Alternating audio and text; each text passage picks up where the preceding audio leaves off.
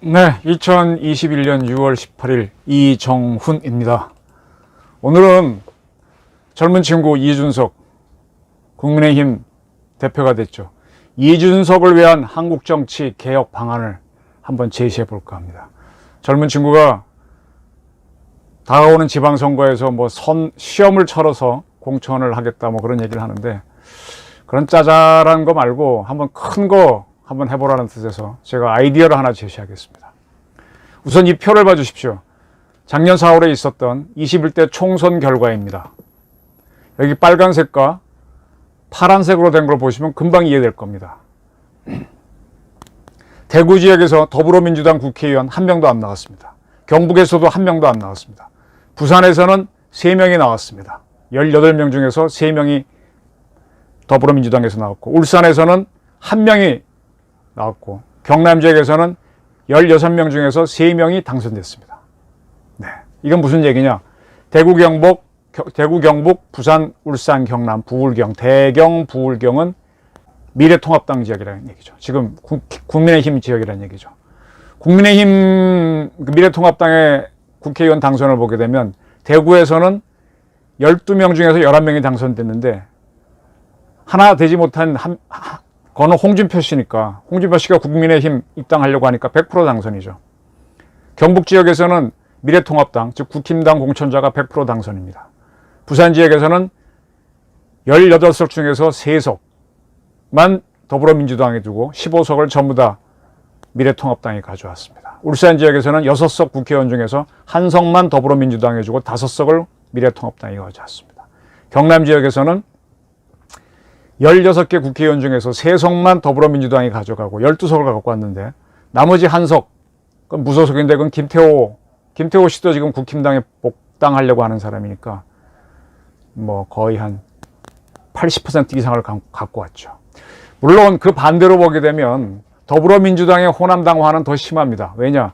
광주 지역 더불어민주당 공천자 100% 당선, 전남 지역 10석 중에 10석 더불어민주당 100% 당선, 전북 지역 10명 중에 9명이 더불어민주당 공천자입니다. 그리고 1명이 무소속인데 이용호 씨인데, 그분 역시 지난 선거에서는 더불어민주당 소속이었으니까 결국은 광주 전남북은 더불어민주당 공천자가 100% 당선됐습니다. 네, 이게 우리나라의 총선을 치를 때의 하나의 지도입니다. 그래서 이러한 구도 속에서는 대한민국 정치는 발전할 수가 없어요. 아주 심한 호남당인 더불어민주당, 이건 완전히 전라도당이죠. 그래서 조금 덜하긴 하지만 국민의힘, 이건 경상도당이죠. 부산, 대구를 포함시켜서. 이러니까 맨날 두 지역만 싸우고 나머지 지역은 뭐냐 그러는데, 실질적으로 대한민국을 움직인 거는 영남 호남이 아니라 수도권 서울입니다. 근데 그 2년 전에 있었던 2018년 7대 지방선거 결과를 보면 전혀 다른 모습이 발견됩니다. 조금 복잡할 수 있는데 이 표를 좀 봐주십시오. 요거는 이제 광역의회 당선자입니다. 대구 지역에서는 30명의 광역의원이 나오는데 더불어민주당은 3명만 당선됐고, 자유한국당, 지금 국힘당의 전신이죠, 25명, 압도적이죠. 경북 지역에서는 더불어민주당이 그래도 9명이 나왔습니다. 근데 41명이 나왔으니까 압도적으로 자유한국당이 이겼죠. 그 다음에 부산, 울산, 경남은 건너뛰고 호남으로 가겠습니다. 호남은 더 심하죠. 23석 중에 22석, 광주 지역에서 전부 다 더불어민주당이 가져가요. 근데 그나마 1석 남은 거는 친여 성향인 정의당이 가져갔으니까 자유한국당은 한 자리도 없는 겁니다. 네.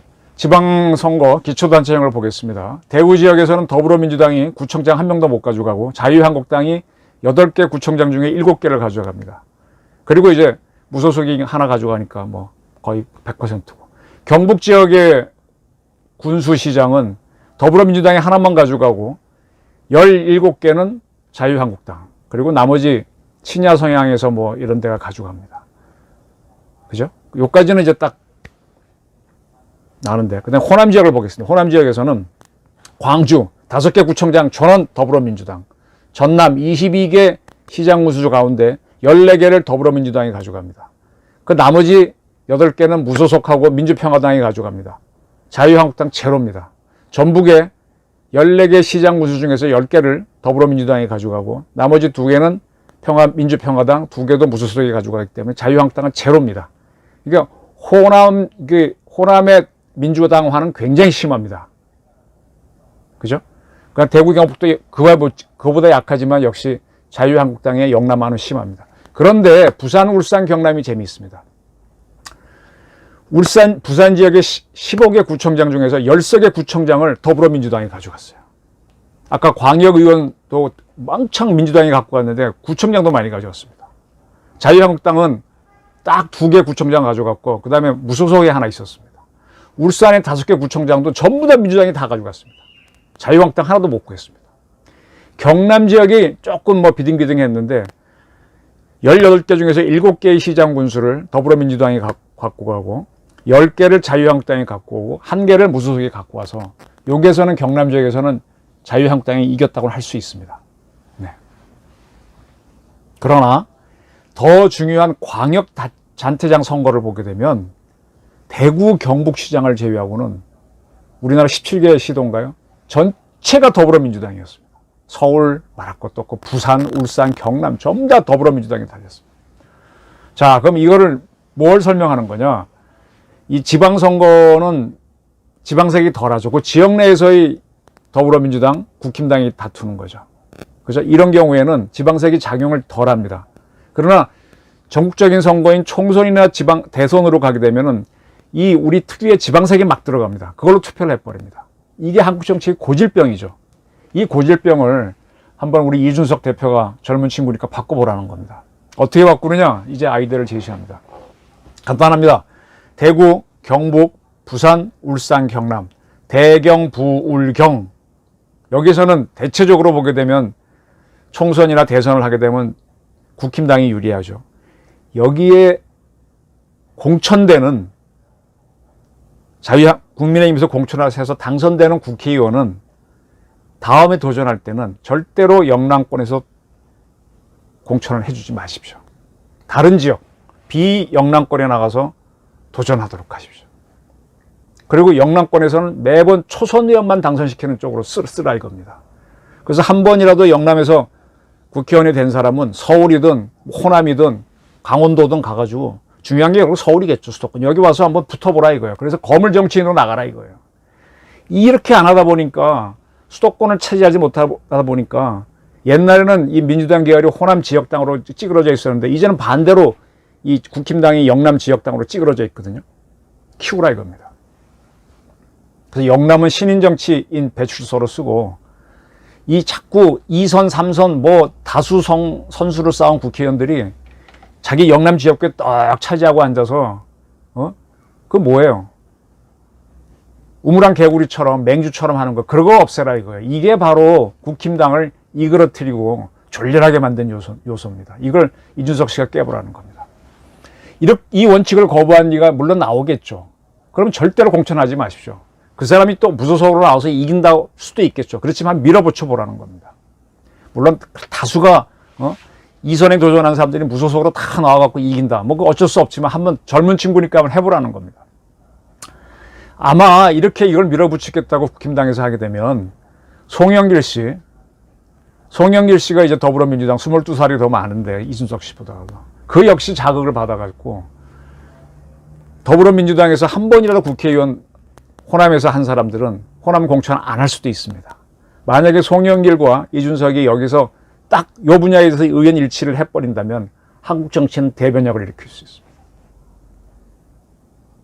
그죠? 우리 지방선거처럼 탈지방화가 될 수 있다는 거죠. 이 고질병을 광복하고 지금 몇 년입니까? 70년이 넘게도 못 벗어났으니 어떻게 할 겁니까? 근데 이 총선은 작년에 했으니까 이제 좀 더 있어야죠. 24년쯤에 하니까.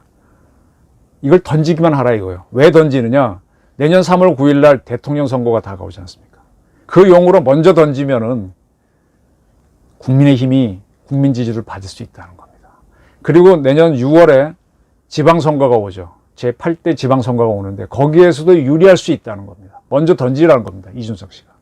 그러면 24년도에 하는 총선은 멀고 먼 거고.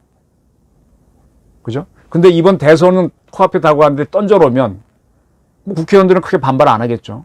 근데 국민들은 좋아하게 되면은 다음 대선에서 먼저 던지는 쪽, 이준석 씨가 먼저 던지면 국힘당이 3월달 대선에서 이길 수도 있죠. 그리고 24년에 어떻게 될지는 그건 그때 가서 보는 거고. 이게 정치잖아요. 근데 그때 가서 또 이게 대세가 되면 밀어붙이면 한국 정치를 바꾸는 거지. 젊은 사람이 당대표가 됐다는 게 이게 뉴스가 되는 거야. 이거는 웃기는 얘기예요. 이거는 뭐라 그럴까. 개구리가 뱀 잡아먹었다는 거랑 비슷한 거잖아요. 뭐 그럴 수도 있는 거지. 뭐 어쩌라고. 우리 젊은 사람이 됐다는 거 갖고 이제 하지 말고 젊고 이 개혁적인 걸 한번 방안을 찾아보자 이거죠.